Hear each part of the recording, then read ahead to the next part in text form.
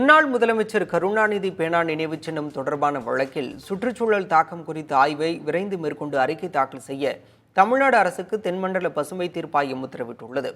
மறைந்த முன்னாள் முதலமைச்சர் கருணாநிதிக்கு மெரினா கடற்கரையை ஒட்டி வங்கக்கடலில் பேனா நினைவு சின்னம் அமைக்க தமிழ்நாடு அரசு திட்டமிட்டுள்ளது. இந்த திட்டத்திற்கு மத்திய சுற்றுச்சூழல் துறை அனுமதி அளித்த நிலையில் அதனை எதிர்த்து தென்மண்டல பசுமை தீர்ப்பாயத்தில் நாம் தமிழர் கட்சியைச் சேர்ந்த வெண்ணிலா தாயுமானவன் உள்ளிட்டோர் வழக்கு தொடர்ந்தனர். வழக்கு விசாரணைக்கு வந்தபோது சுற்றுச்சூழல் தாக்கம் குறித்து ஆய்வு செய்து அறிக்கை தாக்கல் செய்ய தமிழக அரசுக்கு மத்திய சுற்றுச்சூழல் துறை நிபந்தனை விதித்திருப்பது குறித்து தீர்ப்பாயம் கேள்வி எழுப்பியது. ஒரு திட்டத்தை செயல்படுத்துபவரிடம் அதனால் ஏற்படும் பாதிப்பு குறித்து ஆய்வு செய்ய சொன்னால் நியாயமான ஆய்வு நடைபெறுமா என கேள்வி எழுப்பப்பட்டது. இனி ஒரு திட்டத்திற்கு ஆய்வுகள் மேற்கொள்ள வேண்டியிருந்தால் மத்திய சுற்றுச்சூழல் துறையே அதனை மேற்கொள்ள வேண்டும் எனவும் அதற்கான செலவை விண்ணப்பிப்பவர்களிடமிருந்து வசூலித்துக் கொள்ள வேண்டும் எனவும் அறிவுறுத்தியது.